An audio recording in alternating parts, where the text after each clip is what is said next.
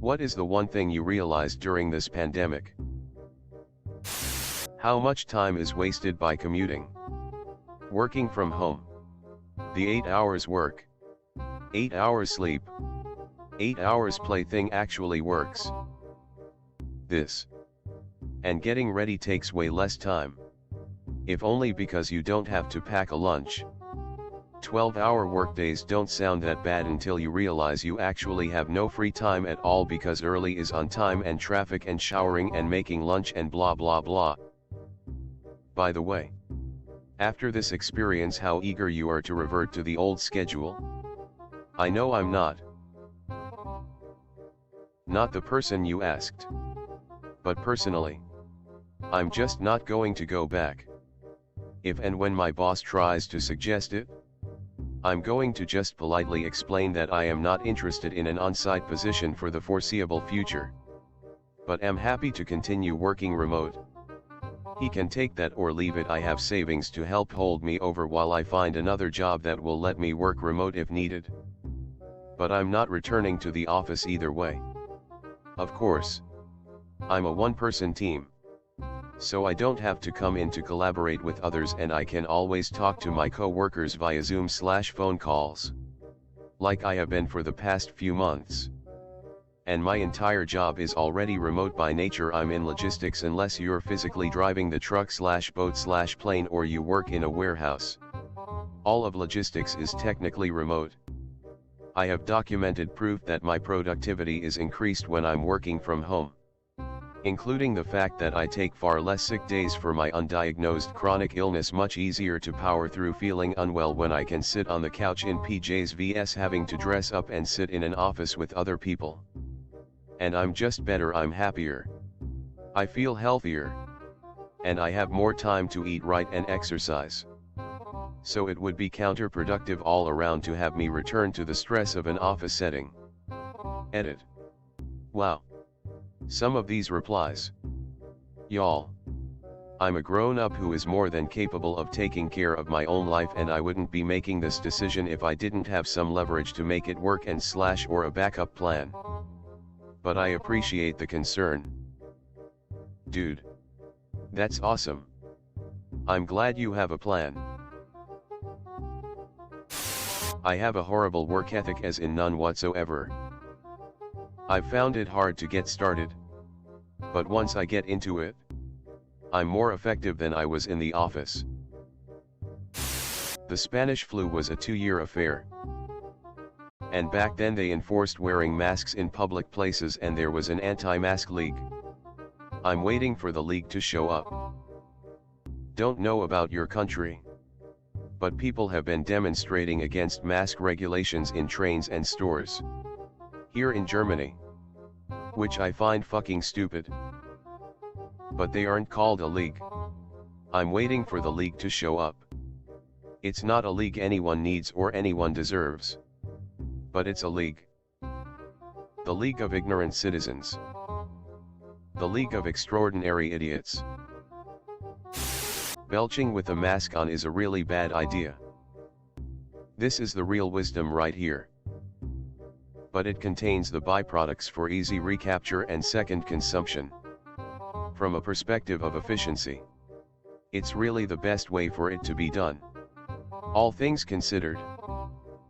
Did you copy this off a review for Human Centipede? Self-improvement. And doing all those hobbies I've sworn that I could only do if I had more free time.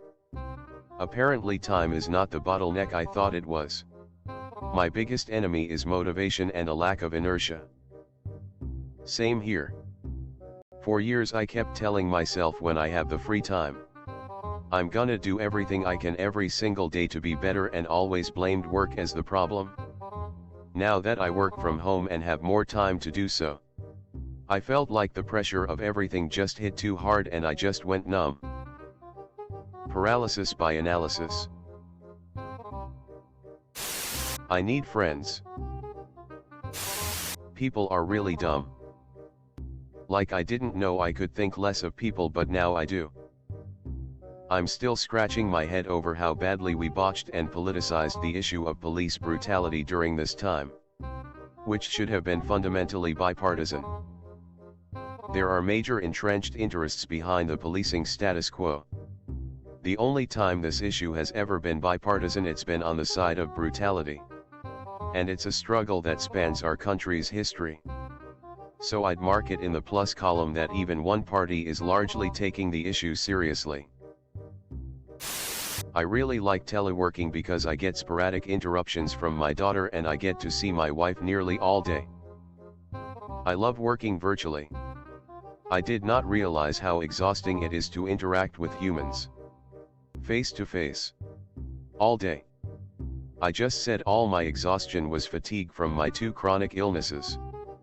It is and it isn't. Without face to face, I see on average 2 more clients a day because I have the energy. I stay awake beyond 7 p.m. at night. And my body doesn't ache head to toe. For the record, I'm a therapist, so I assume tired was just how my career is going to be. We hot damn. I am mentally so much sharper and clients are hitting goals all over the place. I don't even like thinking about how much harder work was before pandemic. I feel like such a better therapist. The downside is that you need to keep yourself in check and not to overreact with working because you know the food is 2 steps away and you don't waste time commuting. My commute was 2 minutes before pandemic. But the food issue is real, though. Cooking a fresh lunch every day is awesome. That I was spending a lot of my time faking it around people that I really did not enjoy being around. Same.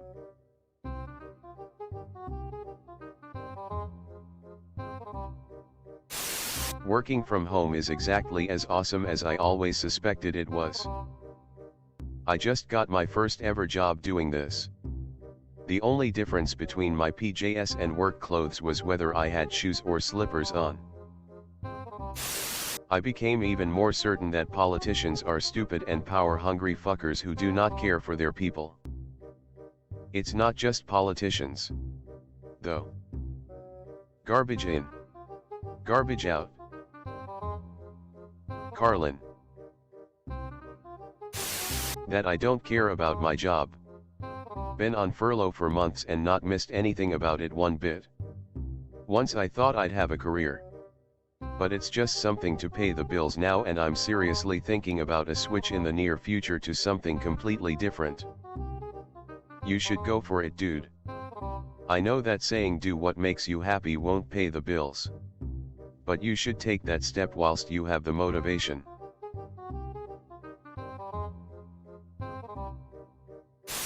My wife and I get along very well. We are now living and working together, which means we hardly ever have an hour apart. Been doing this since March and not even an argument. We have witnessed many other relationships fall, but ours is stronger than ever 15 years later. Same here almost exactly, except we're going on 13 years and started out of high school. There's a lot going on around us. Most of our friends from high school are on their 2nd and 3rd marriages or not very happy.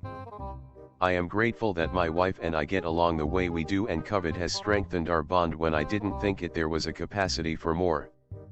Witnessing all these people around us in distress is hard. People being divided. Falling for conspiracies to the point of destroying families and friendships.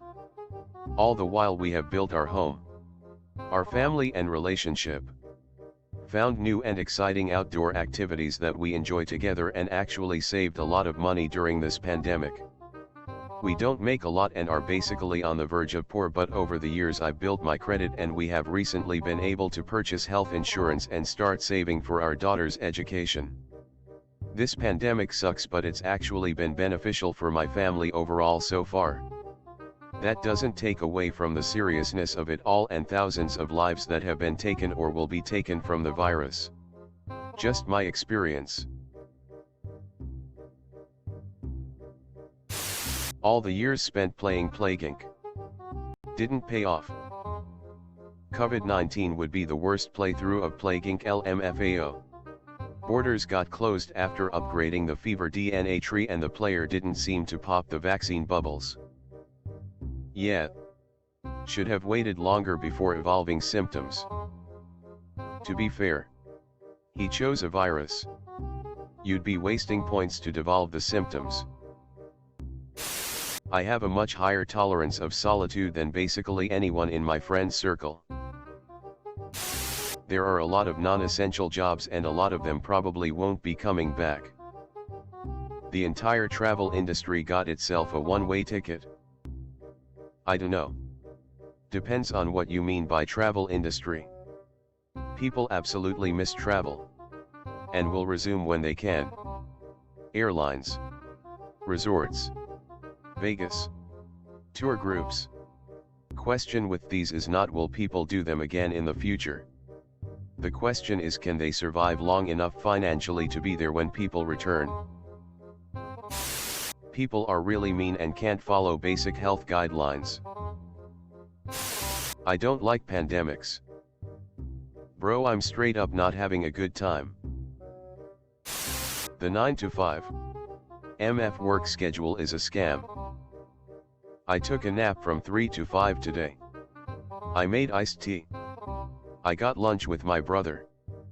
I worked all morning and I'm gonna finish up between now and 1 AM when I feel most productive. There's no way I'm going back to sit in a double wide at an equipment yard with airplanes going over. People are so much happier when they don't have to waste 2 to 4 hours stuck in traffic. It's amazing how much more productive happy people are. How absurdly incompetent the government is. Malicious. FTFY. I am not as good at being alone as I thought I was. It's opposite with me. I am loving being alone. Oh, I love being alone. But I haven't seen any friends, family, co-workers for months. I have breathing problems and if I were to get COVID I would for sure end up in a coma or dead. So I have been serious self-quarantining. Working from home. Ordering groceries online. And just video calling my parents. I sent some texts to friends but they rarely respond. Being alone is more lonely than I would have thought it would be. I learned that my friends were people to do things with. Not people to talk to. In the absence of places to for drinks, movies, etc. Keeping in touch over text or FaceTime fizzled out very quickly. I'm struggling to find topics of conversation with anybody. No one has gone anywhere or done anything and there is only so much weather to talk about. Celebrities with all their money and fame are useless during times of distress. Also, we're not paying our health workers anywhere near what we should really be paying them. Or the people on whom we count to develop treatments for it. Doctors' offices have been perpetrating some major bullshit on us for quite some time. Now you call from the parking lot when you arrive. Walk right in. See the doctor. Done. Not sit in a room with other sick people for a damn hour waiting. This should be how it is from now on. Depends on where you go. My mom had to sit in her car for like 30 to 40 minutes. And you pretty much have to sit there with the AC cranked up, otherwise it's too hot. On the other hand, my doc has started doing video/phone calls for appointments, which is amazing because it's fucking hell to go and drive to the place. Sit and wait forever. Have the nurse do the typical wait/BP stuff. Wait. And then talk to the doc for like 5 minutes for a damn follow-up that honestly could have been an email. Honestly, I'd still pay he damn copay to get the time back. In my day the calls don't have a copay. But that may just be a COVID thing. I don't know. In the UK it's gone digital.